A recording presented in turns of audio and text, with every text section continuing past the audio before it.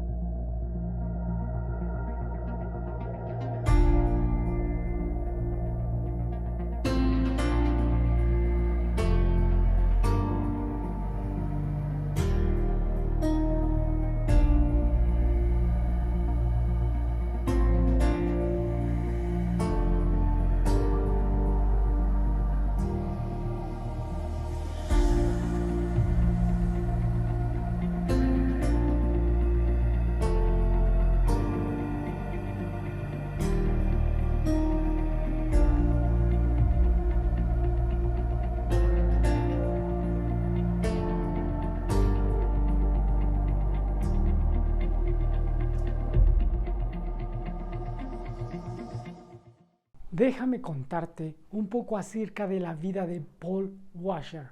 Paul Washer es un predicador muy reconocido a nivel mundial, ha escrito un sinfín de libros y nos cuenta su experiencia con la oración. Paul Washer decía: levantarme por las mañanas alrededor de las 5 a.m. y arrodillarme al mediodía para orar ha sido un trabajo diario. porque mi carne aborrece la oración. Pero a pesar de eso, aprendí que debo descubrir lo que mi carne odia y hacerlo prioridad en mi vida. ¿Y saben qué?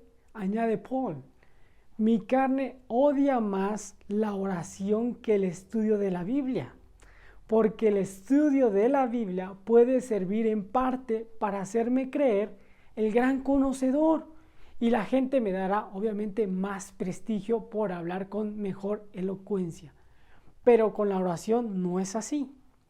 Paul dice, si oro mucho, nadie conocerá mi elocuencia, nadie me reconocerá, porque es en ese momento entre Dios y yo. Si oro mucho, no seré recompensado por los hombres, pero seré muy bien recompensado por Dios. Por eso mi carne odia tanto la oración más que todo. Así que ya saben, hermanos, por más que nos cueste orar, debemos hacerlo en todo tiempo.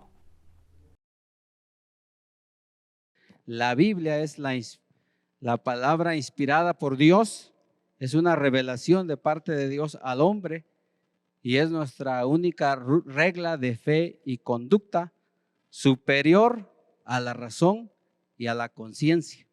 Entonces, es muy relevante estudiar las Escrituras. Amén. Y por eso vamos a meditar en la palabra de Dios en este tiempo. Les pido que se pongan en pie por reverencia a la palabra de Dios y vamos a meditar. Amén.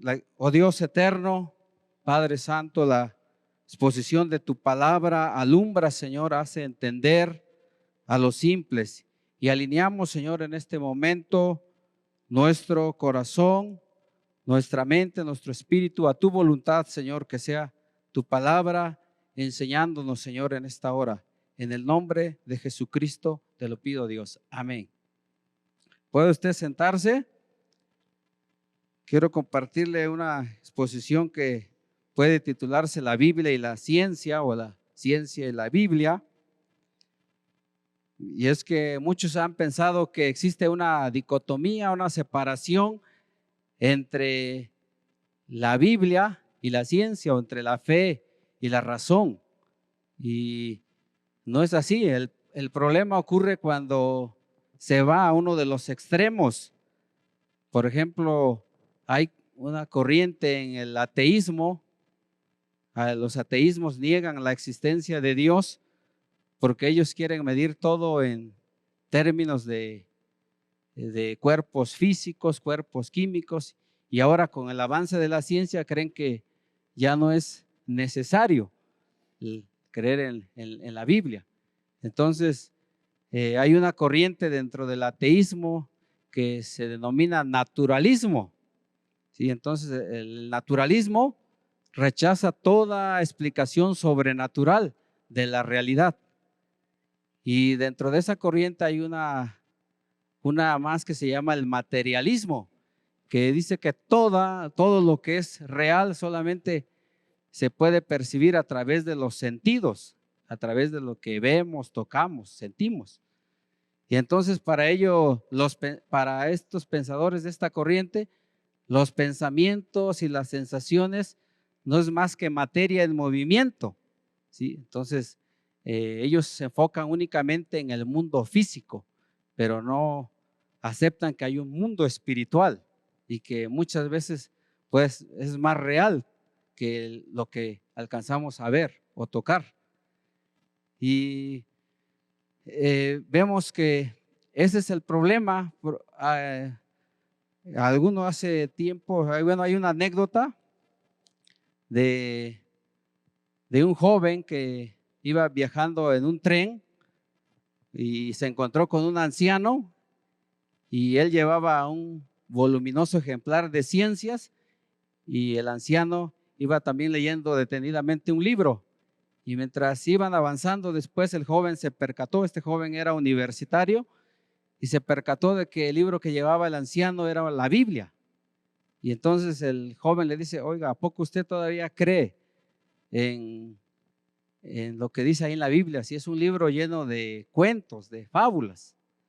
Y él dice, no es un libro de cuentos, es la palabra de Dios. Y el joven le dice, yo le recomiendo que usted debe de leer libros de ciencias, de historia universal, porque ahí usted aprendería que en la Revolución Francesa mostró que toda la ceguera, la miopía y las mentiras que dice la Biblia. Entonces el joven, el anciano le dijo, ¿y qué dicen? ¿Qué dicen todos los científicos sobre la Biblia? ¿Qué dicen? Dice, pues la verdad no me da tiempo ahorita, dice, de explicarle, dice, porque ya me voy a bajar, pero deme usted su dirección y yo le voy a enviar material científico, le dijo este joven.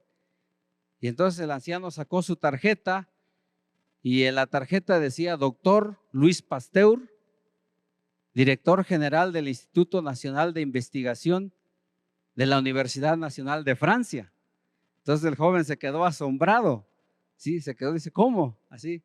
Entonces esto nos enseña, y él dijo algo muy importante, Luis Pasteur, que la ciencia un poco de ciencia, dijo, se aparta de Dios, pero la mucha ciencia, dice, nos acerca, nos aproxima a Dios.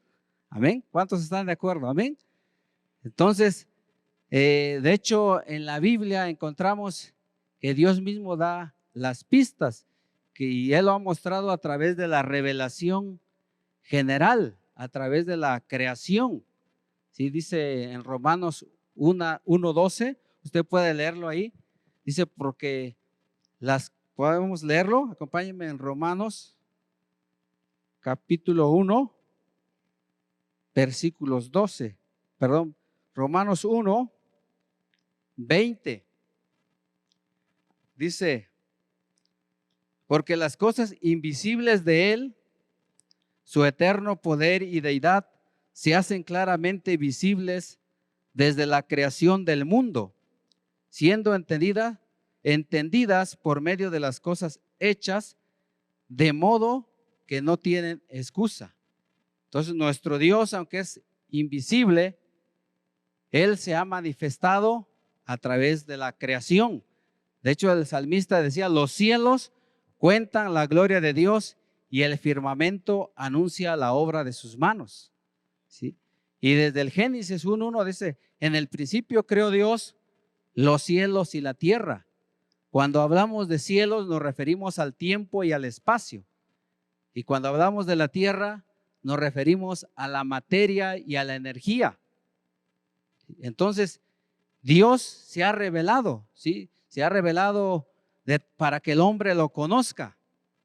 Aunque alguien no sepa de la Biblia, basado solamente en el argumento teleológico, así se le conoce, puede llegar a conocer a Dios.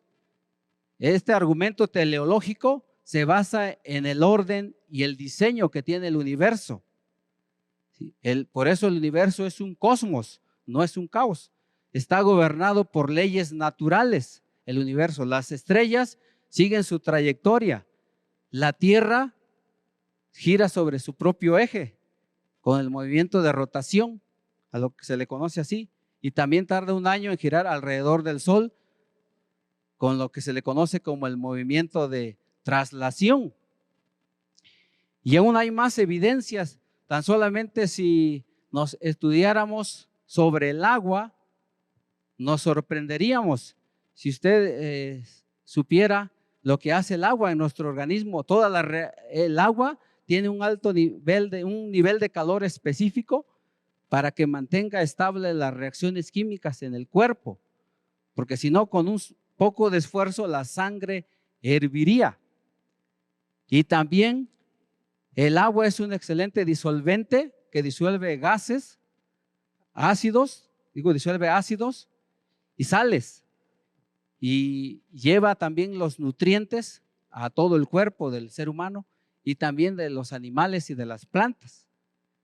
Y en los océanos, cuando el agua alcanza su nivel de congelación, sirve para proteger a toda la vida submarina. Entonces, eso es una muestra de cómo a través de la naturaleza, como algunos han dicho, a través de la creación, podríamos decir como la otra Biblia, podría llegar el hombre a conocer a Dios.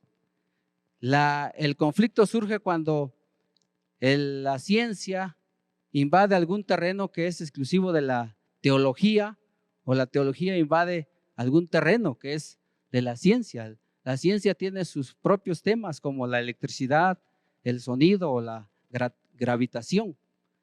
Y la teología estudia a Dios, el hombre, el pecado. Sí, pero hay algunos temas donde quieren coincidir como en los astros, sí, o en algún otro tema. Pero en la Biblia encontramos la revelación especial que nos permite conocer quién es Dios, ¿sí? Por eso acompáñenme a estudiar algunos atributos acerca de Dios. De hecho, nosotros los cristianos deberíamos de ser también inquietos, curiosos y preguntar, ¿no? De ser los que tenemos más dudas.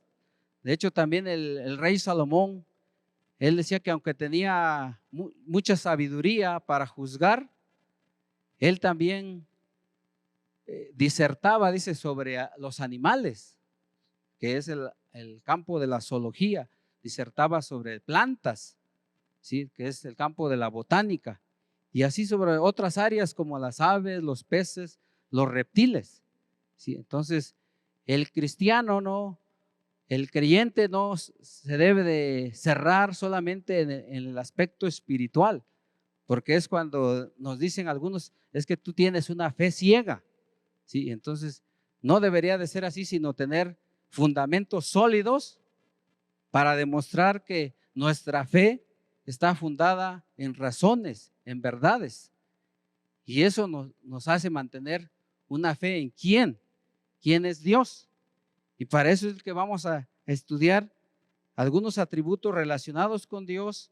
Bueno, el primero es no se relaciona, porque Dios existe, Él es espíritu, Él existe desde antes de que estuviera la creación.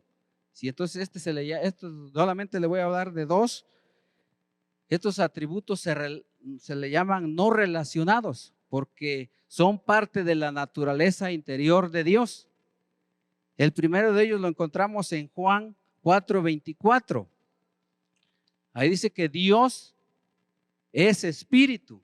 Sí, Dios es espíritu, y los que le adoran en espíritu y en verdad es necesario que adoren.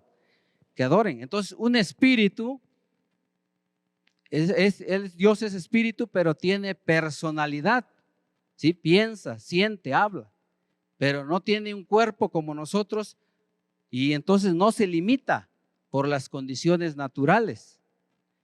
Y también Dios es eterno. Eso lo encontramos en el Salmo 92. En el Salmo 92 dice: antes que naciesen los montes y formases la tierra y el mundo, desde el siglo y hasta el siglo, tú eres Dios. Entonces, aquí nos está hablando acerca de que Dios es eterno en relación con el tiempo, dentro de lo infinito de Dios. Nosotros como humanos, para medir los días usamos las horas, el reloj, pero para medir los meses usamos el calendario. Sí, ahí podemos darnos cuenta de cuándo es el día de nuestro cumpleaños o algún evento importante que usted tenga. Pero el universo, aún el universo mismo, tuvo un inicio y va a tener un final. Pero Dios no, dice la Escritura que solamente Él es eterno. Acompáñenme lo que dice en Salmo 102. Salmo 102, 25 al 28.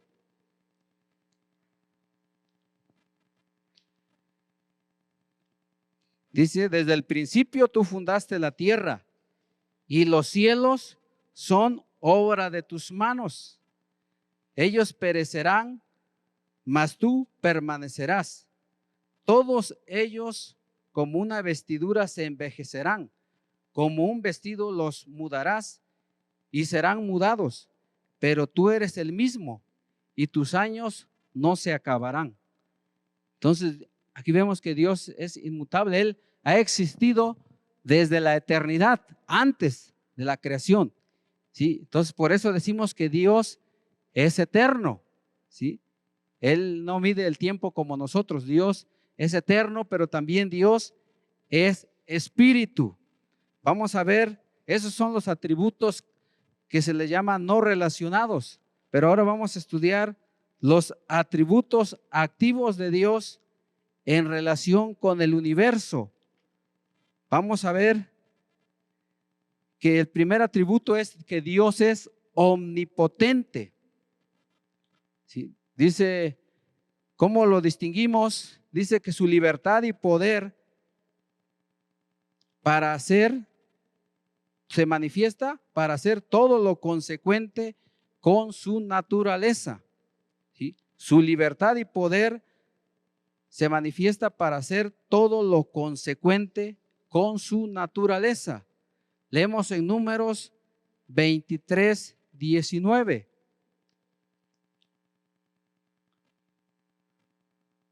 Números 23:19 dice, Dios no es hombre para que mienta, ni hijo de hombre para que se arrepienta.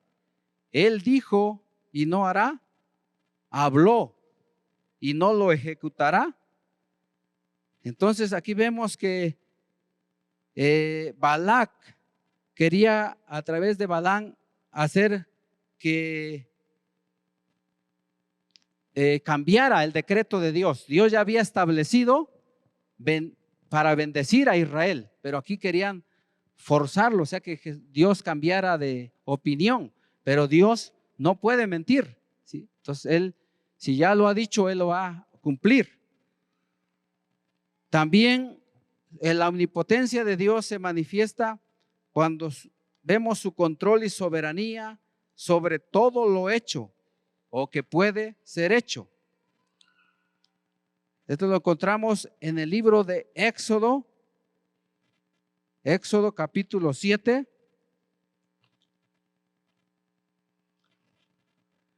Éxodo 7, versículo 15 y 16.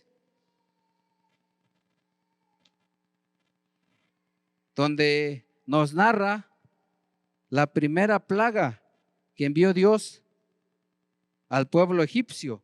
Dice, ve por la mañana a Faraón y aquí que él sale al río y tú ponte a la ribera delante de él y toma en tu mano la vara que se volvió culebra y dile, Jehová, el Dios de los hebreos, me ha enviado a ti diciendo, deja ir a mi pueblo para que me sirva en el desierto.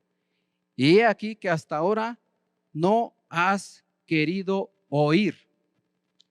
Entonces Dios estaba manifestando su poder sobre Faraón y toda la nación egipcia porque ellos tenían varios ídolos o dioses. Dentro de ellos estaba el del río Nilo. Para ellos el Nilo era como un dios, ¿sí? Y lo adoraban. Entonces por eso Dios decretó un juicio a través de la plaga de sangre, ¿sí? Para mostrar que Dios, el único Dios vivo y verdadero, estaba por encima de ellos. Entonces ahí estaba mostrando su poder, pero vemos que Faraón estaba endurecido, ¿sí? Entonces Dios, de acuerdo a la ley espiritual que Él ha establecido también, dice que a los que se rebelan contra su voluntad, los endurece más en su corazón, porque Dios no viola el libre albedrío que tiene el hombre. Entonces, por cuanto el Faraón se estaba negando a escuchar el mandamiento de Dios, la orden de Dios, entonces por eso continuaron toda la siguiente sucesión de plagas. En esto vemos que Dios es omnipotente. Vamos a ver el otro atributo activo que dice Dios es omnipresente. Esto lo encontramos en el Salmo 139.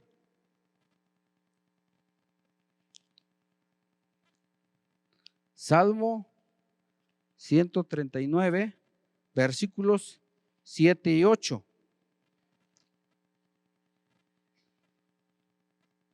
Dice, ¿a dónde me iré de tu espíritu y a dónde huiré de tu presencia? Si subiere a los cielos, allí estás tú. Y si en el Seol hiciere mi estrado, he aquí, allí tú estás. Entonces, a cualquier lugar donde alguien quisiera esconderse de Dios, Dios lo puede ver, ¿sí? Estudiamos el caso de Jonás, que pensaba que se podía escapar de Dios, ¿sí? Dios lo había mandado a predicar a Nínive y él se fue para Tarsis. Pero vemos cómo Dios aún manifestó igual ahí su poder sobre la naturaleza para hacer que se cumpliera su propósito, su voluntad.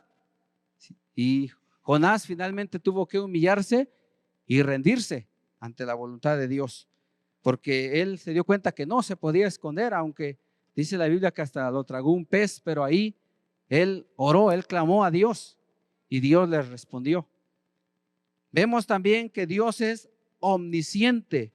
Ahí mismo en este salmo, de los versículos 1 al 4, dice, oh Jehová, tú me has examinado y conocido, tú has conocido mi sentarme y mi levantarme, has entendido desde lejos mis pensamientos, has escudriñado mi andar y mi reposo, y todos mis caminos te son conocidos, pues aún no está la palabra en mi lengua, y he aquí, oh Jehová, tú la sabes toda. En este pasaje vemos la omnisciencia de Dios. Dios conoce todo lo creado. Si Él sabe hasta los nombres de todas las estrellas, la dice la Escritura que los llama por su nombre. Algunos han dicho que la infinidad de estrellas que hay es casi como los granos de la arena del mar. También Dios sabe cuántas especies de animal hay en lo profundo del océano, donde no han podido llegar con los sumergibles que ahora tienen, no han podido estudiar las zonas más profundas del mar y donde hay toda la variedad de especies, pero Dios sí sabe cuáles son y los llama por su nombre. Aún dice también la Escritura que Dios conoce cuántos cabellos tiene cada uno de nosotros. Pero lo más sorprendente es que Dios dice, conoce mis pensamientos, mis acciones y cuáles son las motivaciones que tengo detrás de esas acciones. Entonces es algo más sorprendente todavía. ¿Sí? Dios puede saber qué estoy pensando ahora y qué voy a hablar más adelante. ¿Sí? Eso es algo que nos debe de llenar de asombro. Amén. Entonces, esos tres son los atributos activos de Dios en relación con el universo. Y de ahí tenemos el atributo moral de Dios en relación con sus criaturas morales. Hay varios de ellos, como que Dios es justo, Dios es santo, pero vamos a hablar solamente de un atributo que lo encontramos en Juan 3:16, como dice, porque de tal manera amó Dios al mundo que ha dado a su Hijo unigénito para que todo aquel que en Él cree no se pierda, mas tenga vida eterna. Entonces Dios amó tanto al hombre al punto del sacrificio. Ese es el verdadero amor que Dios muestra. Pero también vamos a leer en Primera de Juan capítulo 4, de los versículos 7 al 10. Dice, amados, amémonos unos a otros, porque el amor es de Dios. Todo aquel que ama es nacido de Dios y conoce a Dios. El que no ama no ha conocido a Dios, porque Dios es amor. En esto se mostró el amor de Dios para con nosotros, en que Dios envió a su Hijo unigénito al mundo para que vivamos por Él. En esto consiste el amor, no en que nosotros hayamos amado a Dios, sino en que Él nos amó a nosotros y envió a su Hijo en propiciación por nuestros pecados. Entonces, Dios es amor, su naturaleza es amar. Él decidió amar al ser humano a pesar de que se le rebelaba. ¿Sí? Desde el primer momento cuando expulsó a Adán y Eva, les estaba del jardín, los estaba amando porque quería protegerlos. Y desde ahí puso en marcha el plan de redención, de tal manera que dice que ahora en estos tiempos, en el tiempo de la gracia, Dios envió a Jesús para que Él sea la propiciación por nuestros pecados. Es decir, que veamos a Dios como un padre, pero ya no airado, sino un padre lleno de amor, lleno de misericordia, porque Él ya hizo justicia en la cruz del Calvario por nuestros pecados. Y por eso está restablecida la relación con Dios ahora y podemos conocerlo a Él. Amén, hermanos. Esto es lo que dice la Biblia en Juan capítulo 17. Juan 17, versículo 3. Dice, y esta es la vida eterna, que te conozcan a ti, el único Dios verdadero, y a Jesucristo a quien has enviado. ¿Sí? Hay una gran diferencia entre conocer a Dios y conocer de Dios. ¿Sí? En esta semana hablaba con un hombre y él me decía, es que aquí llegan algunos que me vienen a visitar, dice, y hablan tan bonito, dice, hablando de algunas sectas que hay, dice, hablan tan bonito. Y en eso, mientras yo les estaba explicando cómo conocer a Dios, llega otro hombre y se mete en la plática, dice, pero tú debes de conocer, dice también, qué dicen el libro del Mormón, qué dice los musulmanes, ¿sí? ¿Qué dicen los judíos? Estaba diciendo de conocer, dice, y entonces no debes de tomar partido por ninguna hasta que no conozcas de todo. Entonces yo le decía, no, yo no le estaba hablando de religión, yo le estaba hablando de una relación personal con Dios, de conocer a Dios, no de saber, de tener mucho conocimiento. Y también él decía, es que yo si practico, dice, hago las buenas obras, dice, yo le ayudo al prójimo, al necesitado, dice, y le digo, ¿y cuál es el fin? ¿Cuál es su propósito? ¿Por qué usted hace eso? Dice, pues el fin es la gloria, dice, estar con Dios. Pues le digo, está usted equivocado, porque Dios ya decidió amarnos libremente de pura gracia. Y le leí lo que dice en el Efesios 2:8, porque por gracia sois salvos por medio de la fe, y esto no de vosotros, pues es don de Dios. Entonces Dios ya nos ha amado, envió a Jesús para perdonarnos, y en Jesús descargó la pena del pecado, ¿sí? Y por medio de Jesús nos salva también del poder del pecado, y un día nos va a salvar totalmente de la presencia del pecado.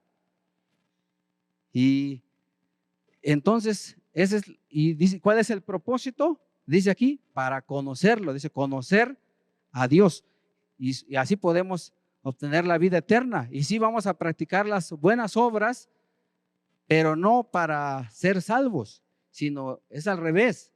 Por cuanto ya hemos sido salvos, por cuanto ya hemos creído en Jesús como nuestro Señor y Salvador, entonces ahí mismo dice en Efesios 2:10, acompáñenme a leerlo. Efesios capítulo 2, versículo 9 y 10. Dice, no por obras, dice, para que nadie se gloríe. ¿Sí? O sea, no por hacer muchas cosas, ¿sí? Vamos a alcanzar la salvación, sino dice en el 10, porque somos hechura suya, creados en Cristo Jesús para buenas obras, las cuales Dios preparó de antemano para que anduviésemos en ellas. Entonces, las buenas obras las practica el que ya es salvo, ¿sí? Somos salvos para hacer buenas obras, pero no hacemos buenas obras para ser salvos. ¿Sí? No sé si alcanza a entender esta expresión que parece similar, pero es diferente. ¿Sí? Levanten la mano los que sí alcanzaron a entender. Somos salvos para hacer buenas obras, ¿sí? Pero no hacemos buenas obras para ser salvos, ¿sí? Es para alcanzar la salvación, la gloria, o para estar con Dios. Amén. Entonces nos ponemos en pie y vamos a dar gracias a Dios por su palabra.